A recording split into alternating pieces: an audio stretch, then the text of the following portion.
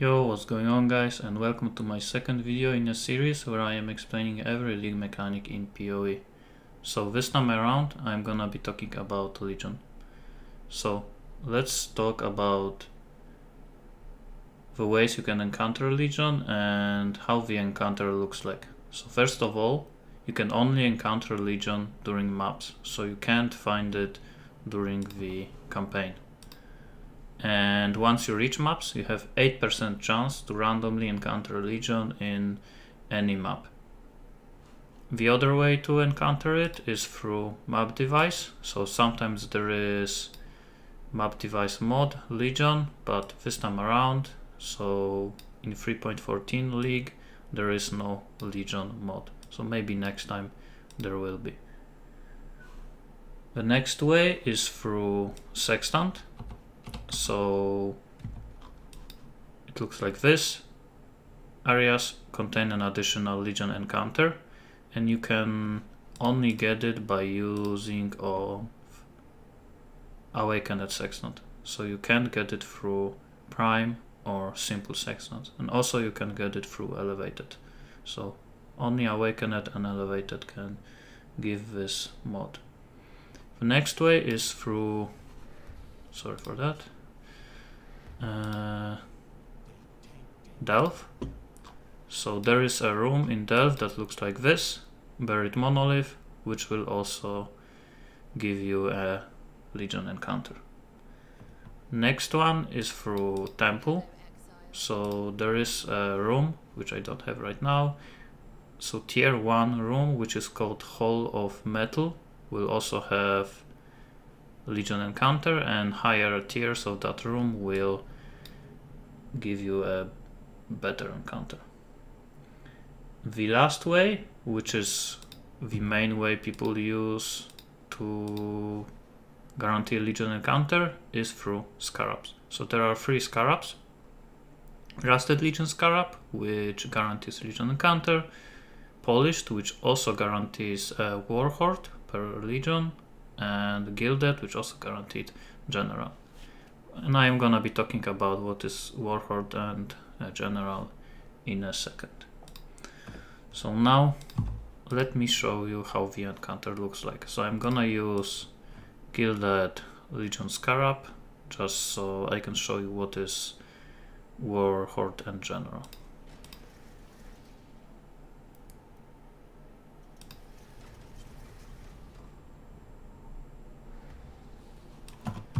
So there should be at least 1 Legion, and also if you use a Scarab, it guarantees a Legion, but you still have a chance to encounter a second Legion randomly. So I just found a second one because of Sextant, so I lost 1 use. So there are 2 Legion in this map, but there also can be randomly third one. So Timeless Monolith is a Legion encounter, and after you click it, there will be 2 Legion armies around it. And those armies are Eternal Empire, Karui, Val, Templar, and Marrakev. So 2 out of those 5 will appear, and the most common one is Eternal Empire and Karui, and Marrakev is the least common one. So after I click it, the 2 armies that will appear will be in stasis. So they will not move, and there will be timer, usually around 15 to 20 seconds, depending on the amount of monsters that will spawn. And you have to kill the monsters, basically. And depending on how many of them you will kill, after the time passes, all of them will be released, and you will be able to basically kill them again. This time they will fight back, and after you kill them you will get some rewards. So let me show you right now how it looks like. So now I have time to break monsters out of stasis, and after I do this I will have to fight them again. And if you break all of them before the time expires, all of them the time will disappear and they will break out instantly. So now I have to fight them again. And I am getting some rewards. So as you could see, some of the monsters had the symbols on it, and there are also the chests that also have symbols on them. So these symbols show you what kind of reward you're gonna get from them. So this chest will give me essence rewards. This chest will give prophecy rewards. So I got silver coins. And this one will give Legion rewards.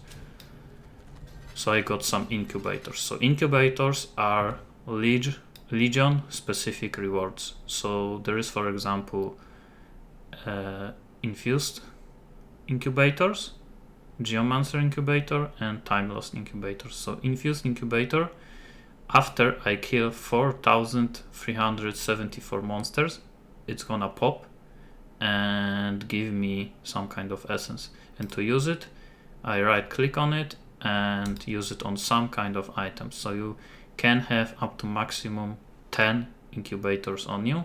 And at the bottom of the items you can see counter, and after I kill this amount of monsters, the incubator will pop and I will get that item. So I can pick up every other one and I can use all of them on any other item, and I will get those rewards later.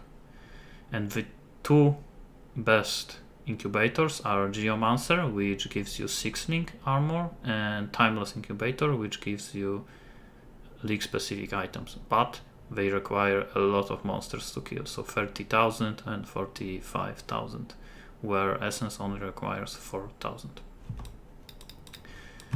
The other rewards that you get from Legion are splinters. So depending on what kind of Legion you encounter, you're gonna get different splinters. So this Legion was Karui, so I got Karui splinters, and this Legion was Val, so I got Val splinters.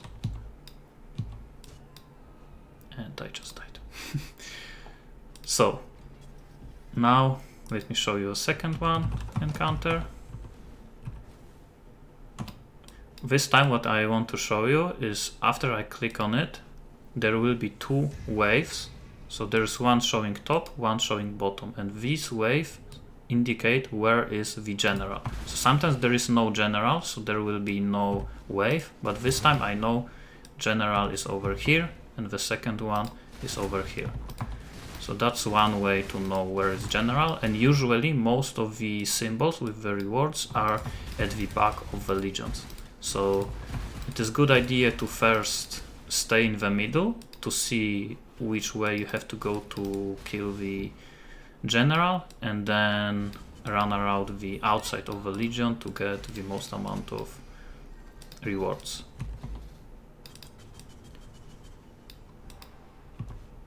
So what are the other rewards you can get from it? Unique rewards. So this is the list of all of the unique that can drop only from Legion. So the best ones are Darkscorn, which can only drop from Marrakech Legion, Asenath Gentle Touch, which can also drop only from Marrakech Legion, and Pledge of Hands, which can only drop from Val Legion. The other ones are not really worth that much, but maybe at the beginning of the league you can sell them for a little bit. Now let's talk about splinters and emblems. So each legion drop their corresponding emblems, and once you get 100 of them, you can turn them into splinters. You can turn them into emblems after you get 100 of them.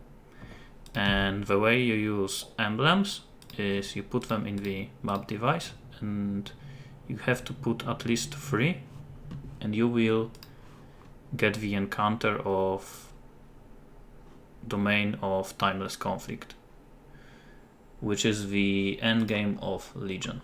So the way it works, if you put 3 emblems, you will have encounter of 3 armies. If you put 4, you will have encounter of 4 armies, and 5, you will have 4 armies. And each tier is harder and give you more time to do this encounter.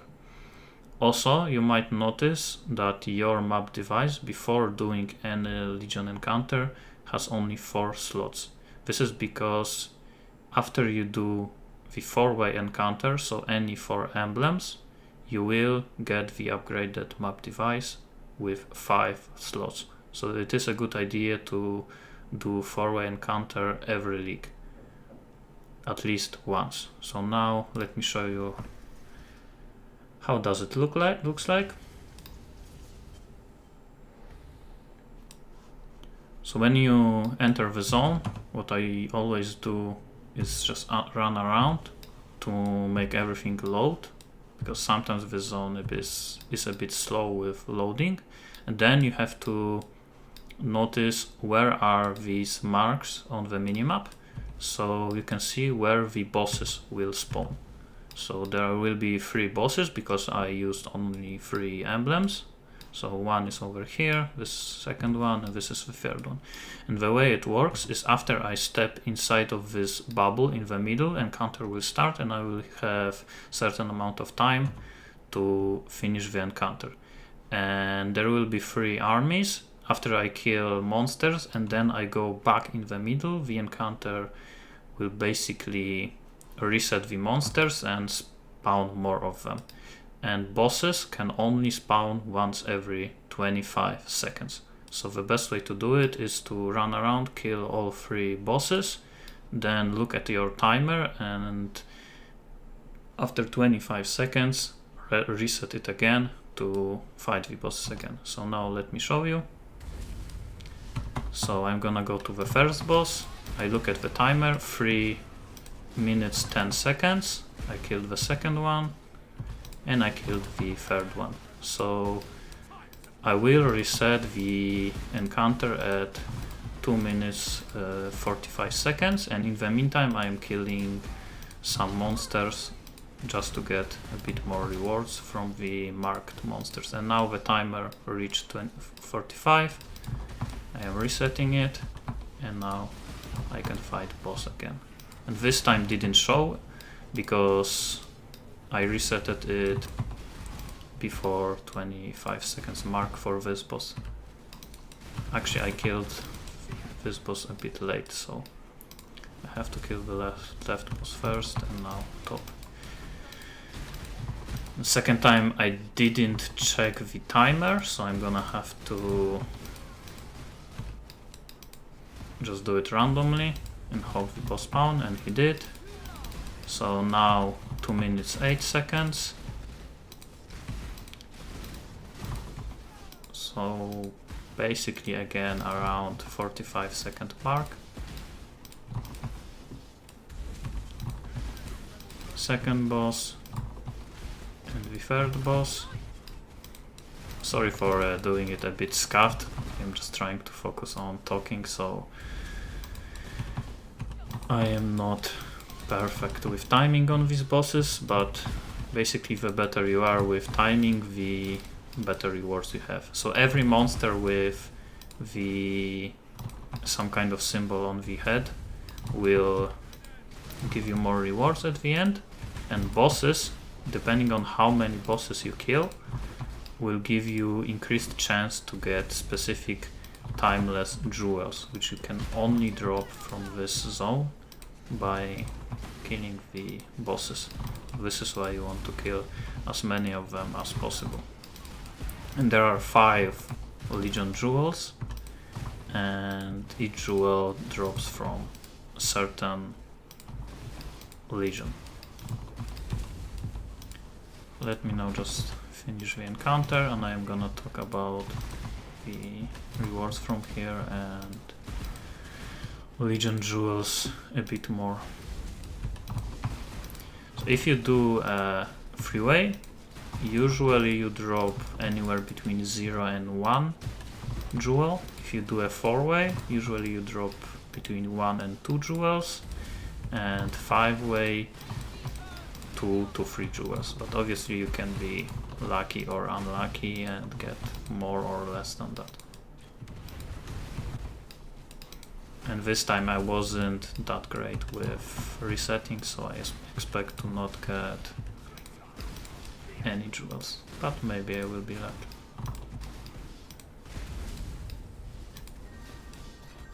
So just like normal Legion rewards, I'm getting some currency, some incubators, but it looks like I got one Legion jewel, which is Karui specific one, Little Pride, and none of the other ones. So if you want a specific one jewel, you should focus on that one boss the most. For example, if you want Karui, you should focus on the Karui boss. So this is basically the loot that I got from one Legion encounter. So let's talk about jewels. So there are 5 jewels, 1 per army, and the way they work is here I have one which is Glorious Vanity, which is Val jewel, and you can only use one of them. And the way they work is in this area they will change every passive into something else, and keystones also will change, and the keystone that you will get depends on the jewel and on the mod. Bathe in blood of some kind of number and then sacrifice in the name of. So that name will make your keystone turn into something else. So Doriani makes keystones turn into corrupted soul. So this one, and this one, all of them are corrupted soul. And Ahuana and Xibaqua, which are other 2 possibilities, will give different keystone. And just so you can see, I will put it for example here, and Glancing Blows will also become corrupted soul. For example, if I use Elegant Hubris, it will turn into Supreme Ostentation because of the Caspiro. So each different jewel works a bit differently. So Val turns the mods into some other one from the pool of possible ones. So every notable and small passive node will turn into something different. For example, here is a pretty powerful one for my build, which gives me some physical damage and chance to deal double damage. Here I have some area damage and resistances. And these mods depend on the number. So I have 4674, which is basically a seed of this jewel. And if I put different one, for example this one, which is 8000 number, here I will have fire damage and fire leech instead of physical damage. Just so I can show you again, it is a different one.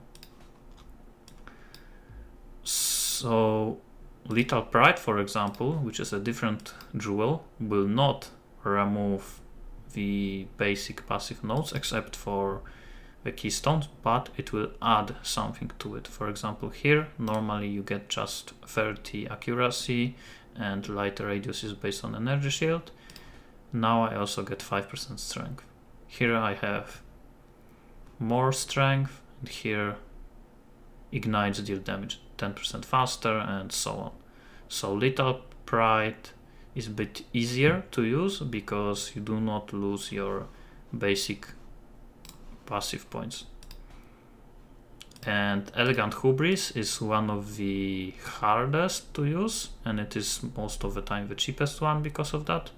And this is because it basically removes any small passive point. They give nothing, but the big ones will give you some big bonuses.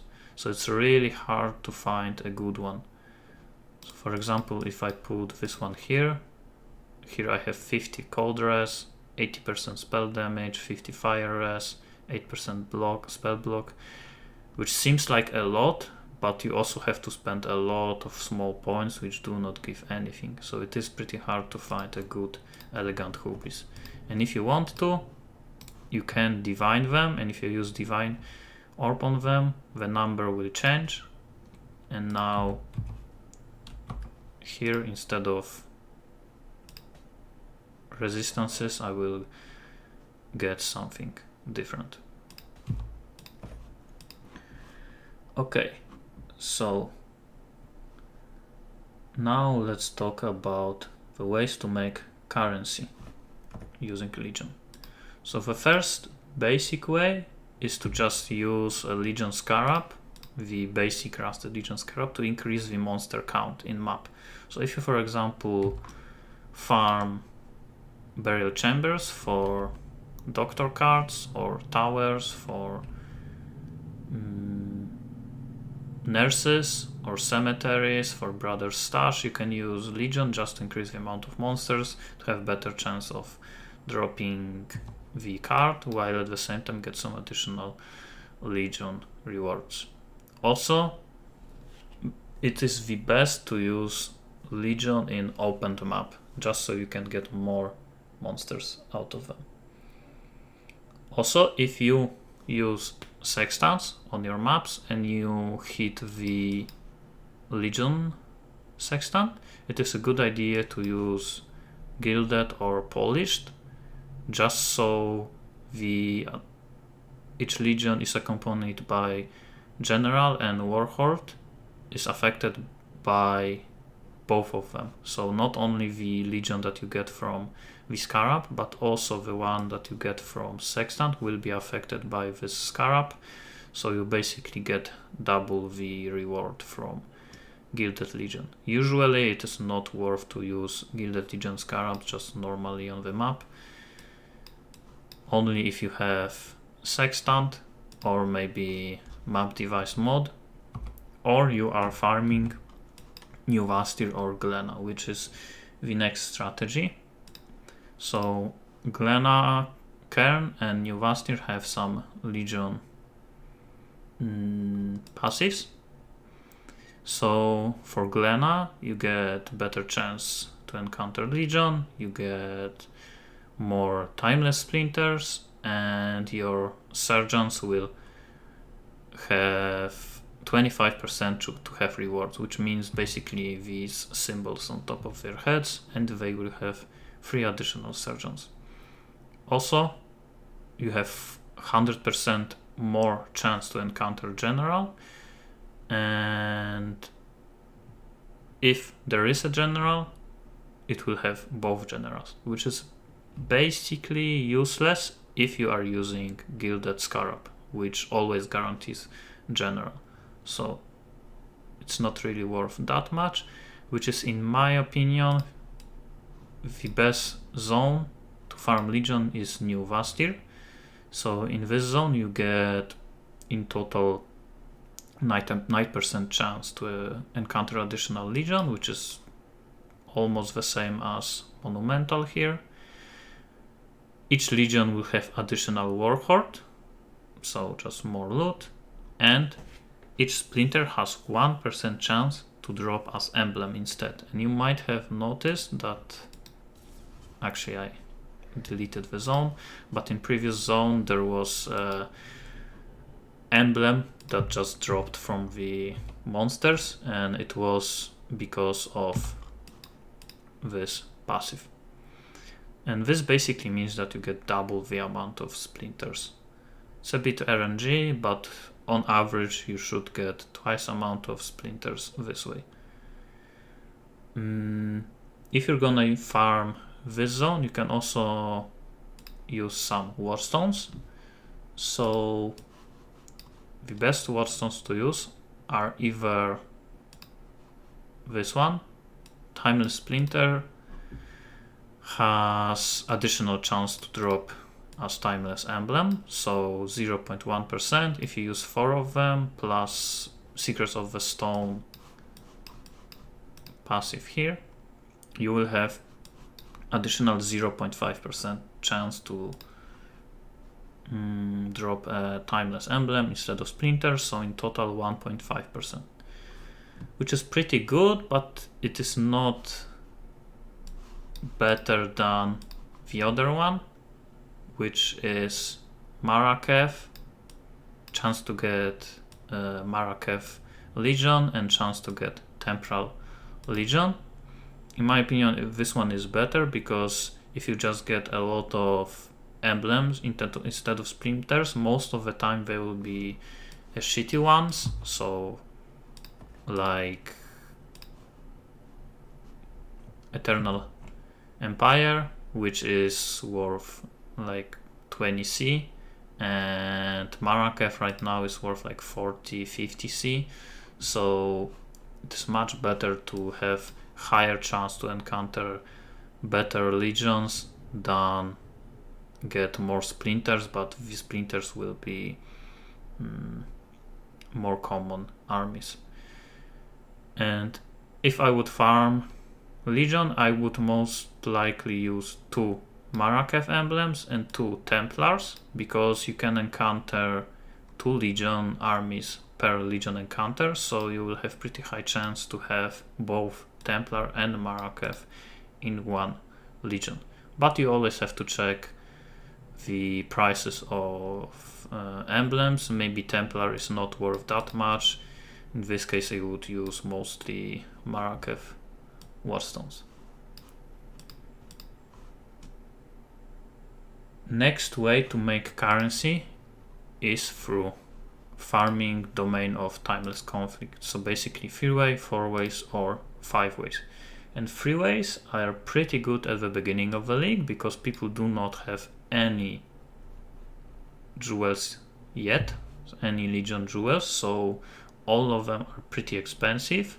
So if you can get your hands on some emblems and you can do enough damage to kill all of the 3 bosses in domain of timeless conflict consistently, it is pretty good idea to farm 3-ways at the beginning of the league.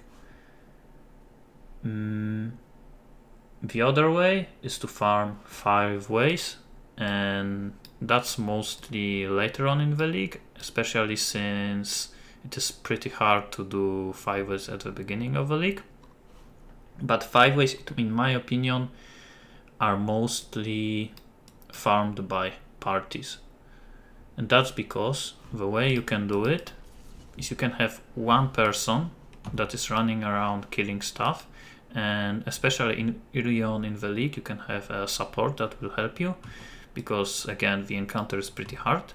And you can have additional person which will basically stand in the middle and go out and inside of a bubble and just constantly reset the monsters. So this way you can have the most amount of monsters per encounter. So just go in, wait for 3 seconds to reset, go out, go in, and so on. So the parties usually farm it either in 2 people or 3 people, depending if you need a support or not.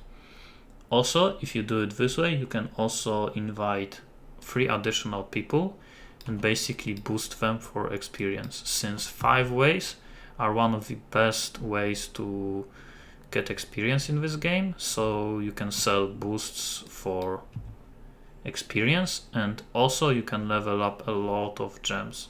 So if you do 5-ways, you get a lot of loot, you get high chance to get jewels, you can sell experience boosts, and you level up a lot of gems, especially if you do it in party of 3 people. So in my opinion it is not that worth doing solo, but in party it is really good, especially with boosts. So I think that's gonna be it for the video. If I missed something, make sure to ask me in the comments and I will try to answer. So see you in the next one.